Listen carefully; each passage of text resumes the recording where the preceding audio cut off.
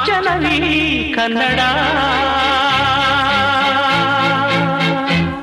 ಕಸ್ತೂರಿ ನುಡಿದು ಕರುಣಾಳು ಮಣ್ಣಿದು ಚಿಂತಿಸು ವಂದಿಸು ಪೂಜಿಸು ಪೂಜಿಸು.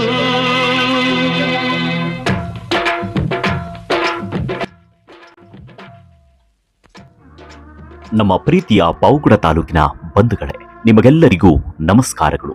ನಿಮ್ಮ ಪ್ರೀತಿಯ ಪಾವುಗಡ ನವೀನ್ ಕಿಲಾರ್ಲಳ್ಳಿಯವರ ಕಾರ್ಯದ ಬಗ್ಗೆ ನಿಮಗೆ ಈಗಾಗಲೇ ತಿಳಿದೇ ಇದೆ.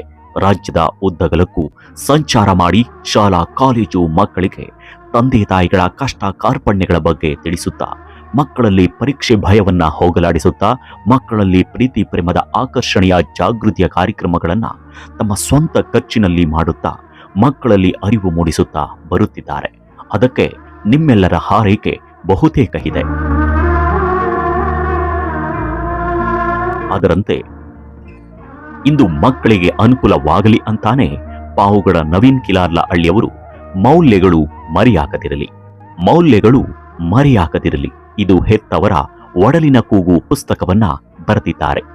ಇದೇ ಜನವರಿ 12ನೇ ತಾರೀಕು ಭಾನುವಾರ ತನ್ನ ಹುಟ್ಟೂರು ಕಿಲಾರ್ಲಹಳ್ಳಿಯಲ್ಲಿ ಪುಸ್ತಕ ಬಿಡುಗಡೆ ಕಾರ್ಯಕ್ರಮವನ್ನ ಆಯೋಜನೆ ಮಾಡಿದ್ದಾರೆ. ಈ ಒಂದು ಕಾರ್ಯಕ್ರಮಕ್ಕೆ ಸಾಹಿತ್ಯ ಕ್ಷೇತ್ರದಲ್ಲಿ ಸಾಧನೆಗೈದ ಮಹನೀಯರು ಬರುತ್ತಿದ್ದಾರೆ.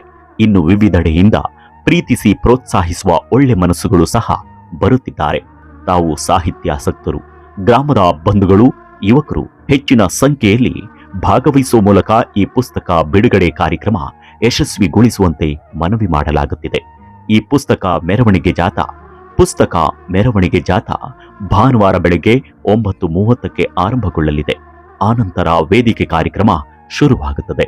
ತಪ್ಪದೆ 12ನೇ ತಾರೀಕು ಭಾನುವಾರ 9:30ರ ಒಳಗೆ ಕಿಲಾರ್ಲಹಳ್ಳಿಗೆ ಬಂದು ಹರಸಿ, ಹಾರೈಸಿ, ಆಶೀರ್ವದಿಸಿ.